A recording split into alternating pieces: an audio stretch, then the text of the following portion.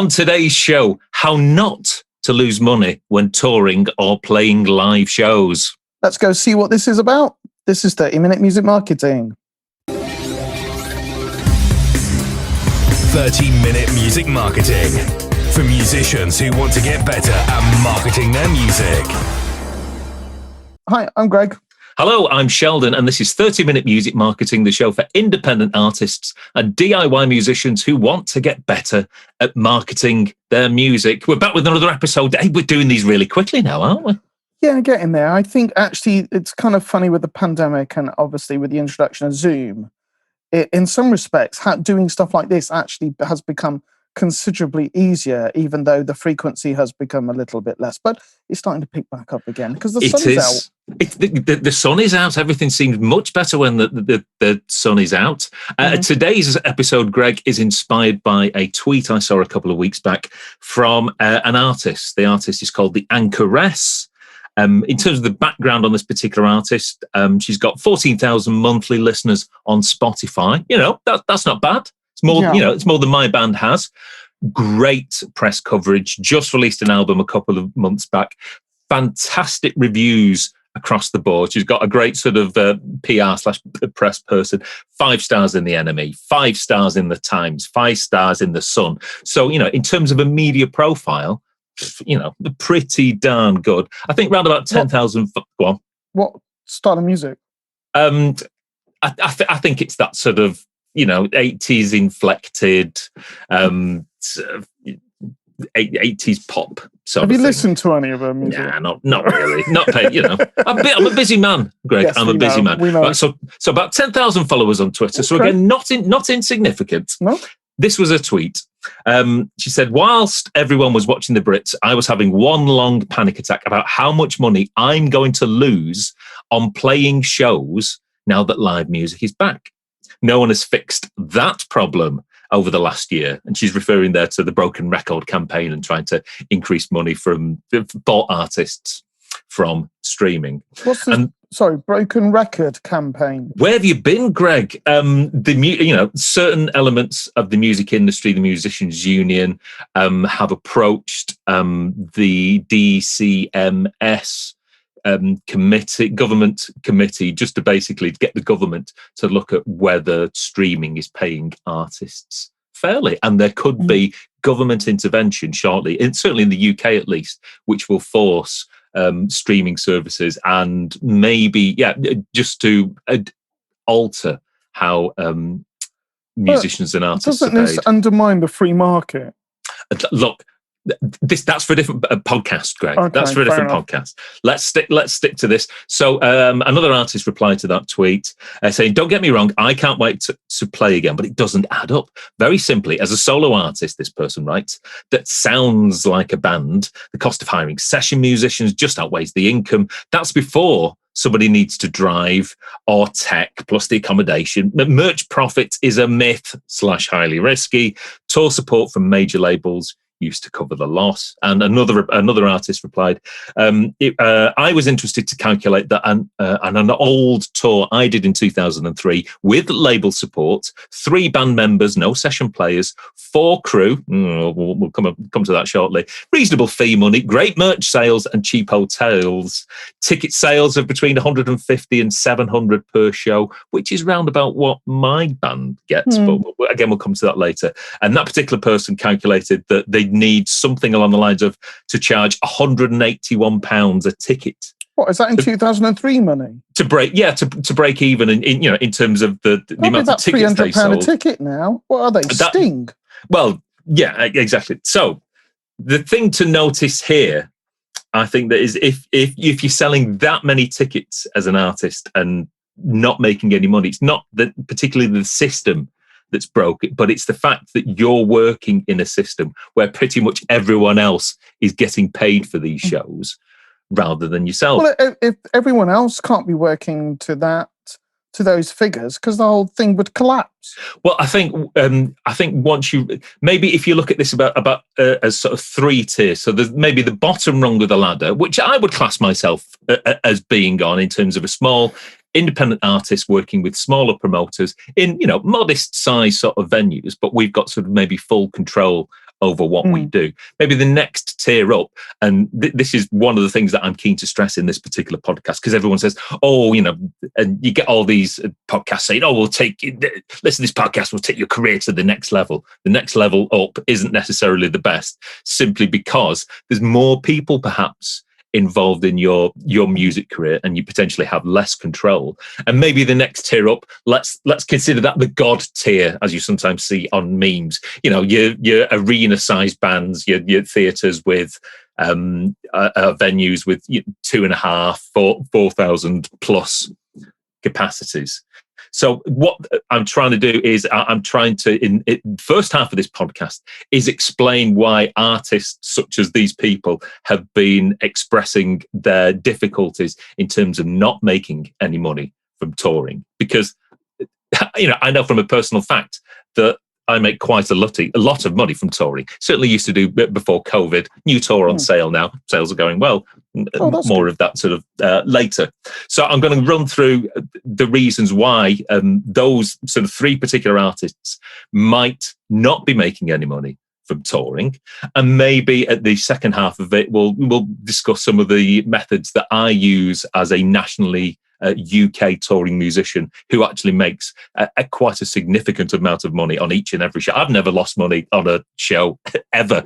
So in other words, you'd be really, really annoyed if you have. I really wouldn't get out of bed of a morning if I was doing that. One thing I will say is that obviously I'm a UK-based artist, and I appreciate those differences in terms of touring the UK, maybe touring somewhere like the States, simply because the increased distance and the costs. But so here's some of the factors that I was thinking as to why certain artists might be losing sort of money. So again, an artist like the Anchoress with a 14,000 monthly listeners, as we always say, that just because somebody's streaming your music, that doesn't necessarily mean to say that they're going to be a fan that nips out and gets themselves a ticket when you happen to be on tour in that particular area. You could be just a song on a playlist, and that particular listening could be very sort of passive. There could be very little in the way of fan and artist interaction. So just because you get in maybe the view counts on YouTube or the listener counts on Spotify, it doesn't mean that that particular person at the other end is engaged enough to, when you play near them, that they're going to spend not just necessarily £17.50 plus booking fee on a ticket. The fact that they might have to get a babysitter, they're going to need transport to their nearest town or city, and they might, there's loads of money to spend on drink. So, again, it is a significant investment. And just because you might have the metrics in some areas to say that you're particularly popular doesn't necessarily mean that you're going to get what we refer to in the trade as bums on seats. Yeah. I would also say that bigger artists, again, those artists who are on the next level, might have more people to pay at the back end. So start off, you might, those particular artists might have a manager. So that's 15 to 20% gone straight out the window. Might have a booking agent. Maybe there's another 10%. They might be on, if they're signed to a label, they might be on some sort of 360 deal. I don't think they were as popular. They don't think they're as popular now as maybe they were sort of 15 years ago, but you might still be tied to some sort of contract where your label will take a certain percentage of all your income. So that could be your publishing, that could be your touring, that could be your merch. So in terms of what they refer to as the slicing of the pie, there could be more people who are taking that money. Pie is getting smaller, isn't it? It's smaller and smaller all the time. I mean, I don't have management in any way, shape, or form, and ergo, all the money that we make goes directly to the band members, and of course, and the VAT man and the HMRC. But let's not talk about those at this moment in time. You could, as an artist, be put in the wrong sort of venue. What you generally tend to find is that certain venues have certain amount of kudos, shall we say. And it may well be that whoever's programming a particular tour might want to put a particular artist in a particular venue because at a certain capacity, maybe, that artist will be seen to have all made it to a certain level. So, you might be put in a 600 capacity room rather than maybe a 250 capacity room, which is maybe more your natural level, because somebody wants to give the illusion and the impression that, if they're playing 600 capacity venues, their career must have reached a certain level. So I know that artists are put into particular rooms in order to maybe impress other people within the business, and to make them seem bigger than they actually are. Here's the biggest one, Greg. Go on. Unscrupulous promoters. I've never heard of them. No. There are many promoters out there, and I know this because I work for a gig promoter. There are many unscrupulous promoters out there who will load their settlements, and a settlement is just basically almost like an invoice. It's a profit and loss of the show costs and the show income. And what they'll do is they will load those settlements with vague deductions and maybe overinflated deductions. Right, here's one example. Did a gig a couple of years back with a new promoter, and they offered us a minimum guarantee. So it's like, okay, right, well, I know at least if something dodgy does go on, at least we'll get a guaranteed amount of money. And this particular promoter, when they sent their settlement through, there was all these deductions, which we went, hang on a minute. For a start, right, they deducted us, I can't remember if it was £50 or £100 as the support fee to pay the support act. We were the support act. They just loaded it on. They charged us for a rider. We brought our own rider. They charged us for towels, which there were no towels in the dressing room. So what you will find with all these promoters, they add on all these extra costs. Did you get that back? I think we queried that. But what happens is that these promoters will load all these costs that they say they incurred, when necessary. They'll do things like they'll say £100 local promo, and if you press them and say, we put some posters out, and we paid someone to hand flyers out, and there was an advert in the local paper, and basically none of these things can actually be proved, and really all they've done is they've just whipped off £100 to pay themselves. So that's technically what will happen is they will load all these costs that they absorb, and they will cream a small amount of money from. And I think that's what happens in a lot of cases such as this. The promoters will take that much money from themselves. This particular promoter got in contact with us after we played Radio 2, a national radio station in the UK, around about 18 months or so ago. And they said, we can take you to the next level. So we were doing a gig in Nottingham at a 450 capacity room, sold that out. And they said, well, we'll take you to the next one up, and we'll sell like 2,000 tickets. And I know for a fact that what would happen is they'd spend that much money on promotion, probably, legitimately to a certain degree. The costs would be so inflated that we'd still walk away with exactly the same amount of money playing to, what would be maybe even a third or a half of the audience. So unscrupulous promoters, in one respect, could add on all these extra costs, which mean at the end of the day they will make money, but you necessarily won't. There's also other unscrupulous promoters who were, and I'm speaking to one particular entertainer who'd their promoter or his management had booked a load of venues on a particular tour, and in terms of the level of marketing and promotion, that's it. They booked it. They more or less sort of said, like, well, what more do you want? I'm not actually paying to market these shows. The venues will market the shows, and you will market the shows. And if you want to do any additional promotion, you'll have to do that for yourselves. So there's a lot of promoters out there who don't actually do much, or if anything, in the way of promotion. Shouldn't they really be calling themselves something different, like just a venue booker? Yeah, I use the term gig facilitator. I think that sort of sums up their particular activities. And, so finding a good promoter to work with who you can trust. And, we'll talk a little bit more about, how you as an artist can interact with a promoter very shortly. But I think a lot of it is down to the fact that a lot of promoters, even though they say, oh no, I'm very sorry, at the end of the day, we didn't make any money off this show. What that means is you haven't made any money off this show. It looks as though, we didn't, but guess what? We did. Buy-ons. You could be, as an artist, you could be a support act on a tour for a much larger act. And what will normally happen is you, either the record label or maybe your management company or someone else, will actually pay for that particular privilege. I notice as well that the Anchoress is a support act for the Manic Street Preachers. So it may well be, and it's a common industry practice, it's not a secret, that money might have changed hands in order for that to happen. So it may well be that any subsequent fee that she receives for actually supporting that particular band, a large portion of that has already been paid out in order to secure that particular slot in question.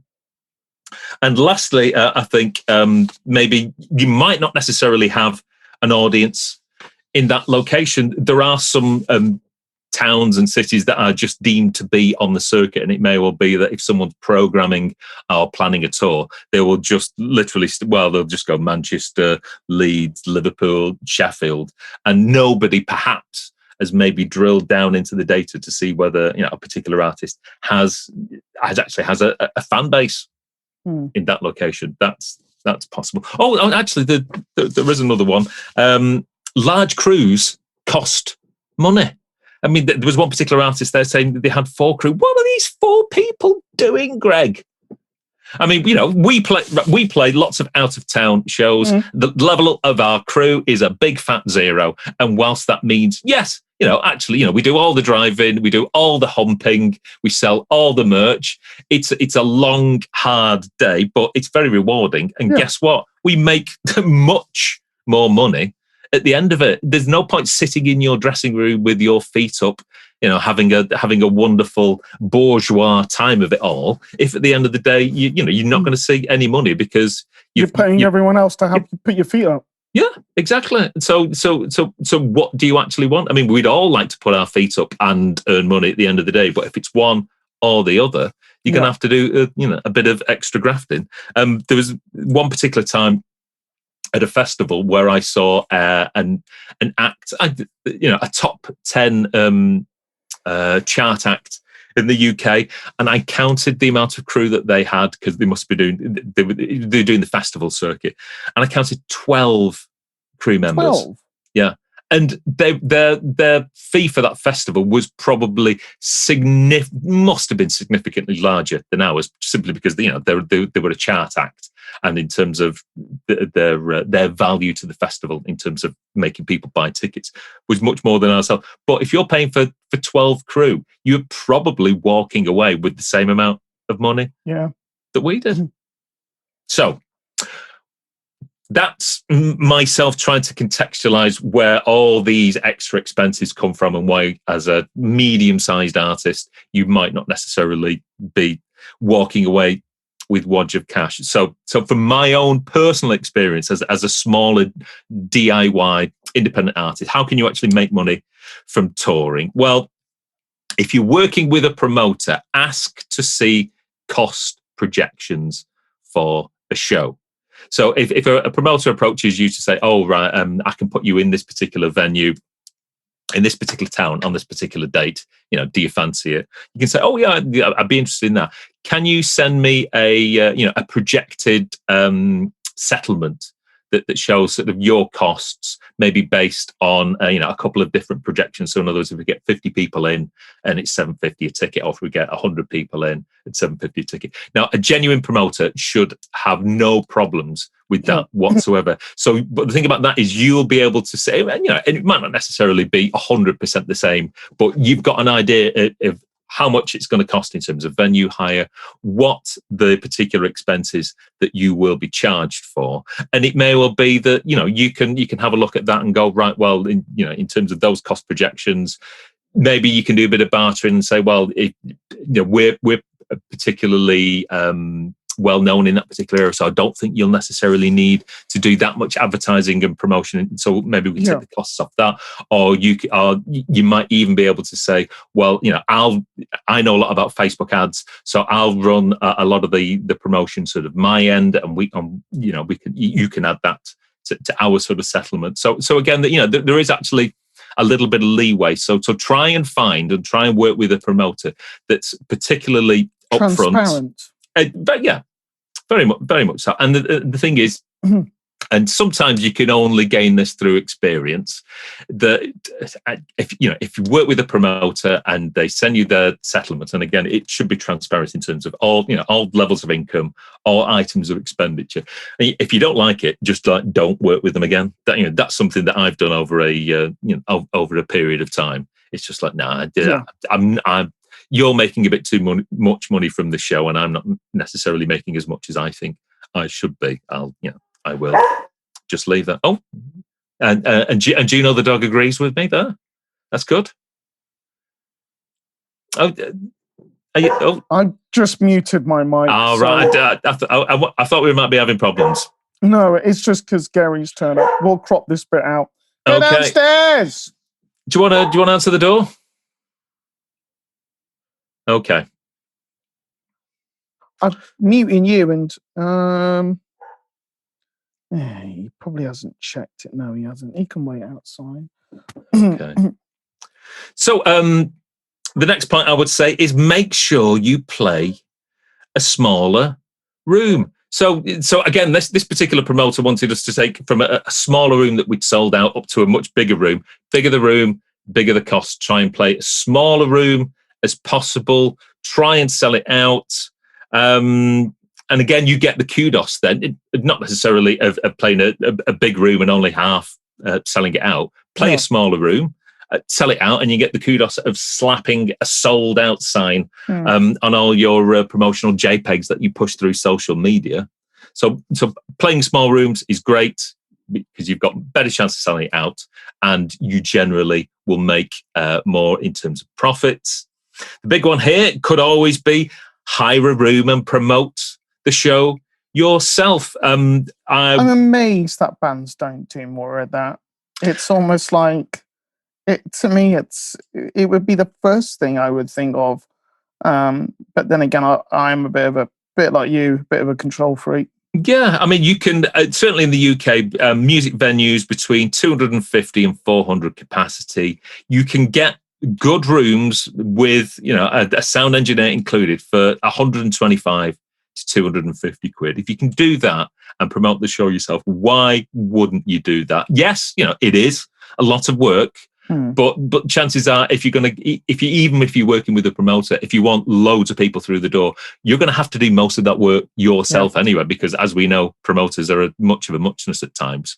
So if you're doing all the work, you might as well take all the spoils. Yes, there is additional risk involved as well, but no risk, no reward, I would say.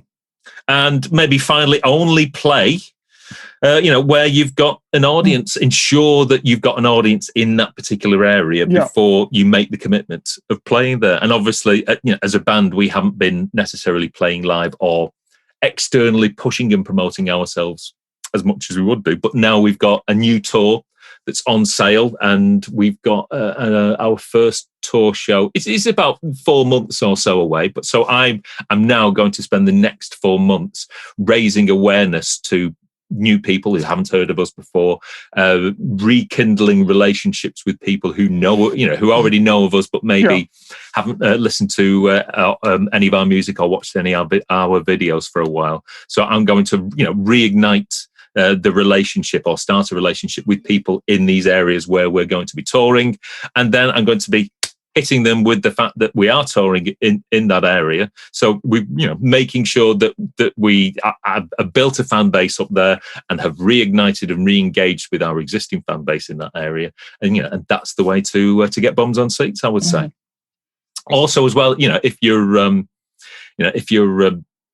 putting on a show yourself, again, try and find similar acts or bands in that particular region who you can maybe have on the bill, maybe do a sort of a gig swap and try and get their fan base and their friends involved in your particular show. Virtual schmoozing, I would say. A little bit of camaraderie at the end. Yes, it's not a competition. We're all in this together, Greg. So touring and playing shows, if you've got your marketing right, it should only be a profitable exercise. Try and have as much control of your own sort of musical career as possible. Make sure that the promoters that you work with are transparent. Get them to send projected show costs rather than just getting an email at the end of it with an Excel spreadsheet, which basically said, "Oh, you've earned about 50. There's 150 people through the door, but you've earned 10 quid." It's like, that's not right. Someone's making some money. So again, the more you know about show promoting, show costs, the more work you can do yourself in terms of promoting, then you might as well promote the show yourself. So keep it small, keep it lean, learn how promotion works. Get involved more. I mean, ultimately, everything you're talking about is really what any business would be doing before they took a product to market. Yeah. I mean, it's the fact that so many people don't actually see this as, I appreciate it's a hobby and it's a passion, but there needs to be an element of business sense. Otherwise, it is, the outcome is like we've discussed.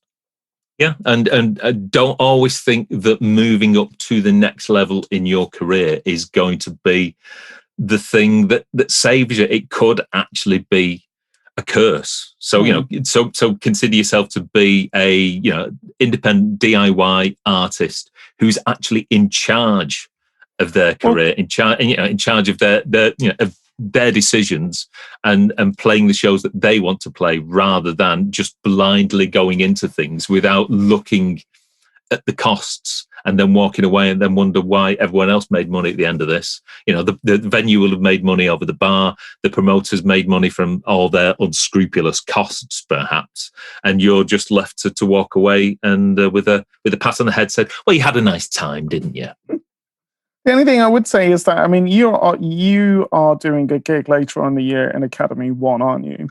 Yes, 2,500 capacity room. Only slightly nervous, he said. But so we might do an episode or two specifically based around the perils of trying to promote a show in a very big room. But correct me if I'm wrong. This isn't this is experience stroke money making exercise more than purely a money making exercise, is it? Yes, we are basically seeing if we can take it. We can force taking ourselves to the next level, and what would happen in terms of increased attendance. Yeah.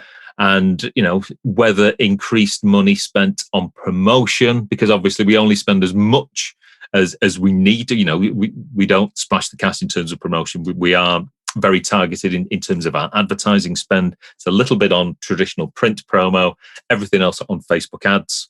So we are trying different avenues simply because we've got to reach a wider pool of people. So that's going to, the marketing costs for this show are going to be between about £2,000 and £3,000, Greg.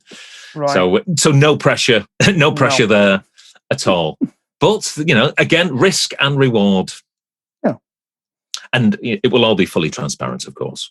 Well, I wouldn't expect anything less with yourself. So that's how not to lose money when touring or playing live shows. Have you had any terrible experiences with promoters who seem to be walking away with wads of cash, whereas you're left with nothing but beer on the rider? Let us know. Get in contact with the show via whatever means you deem suitable. Thanks very much for watching or listening to this particular episode. Hopefully there'll be another in a week's time. All being well, fingers crossed. Yep. And we're in the UK, and the day we're recording this, I think we might go out later and enjoy the brilliant warm sunshine. I'll have to take the dog out, so she'll get some exercise, and I'll get some sun too. So there you go. Thanks for watching, and we will see you soon. We'll see you next time. Take care. Bye-bye. Bye-bye.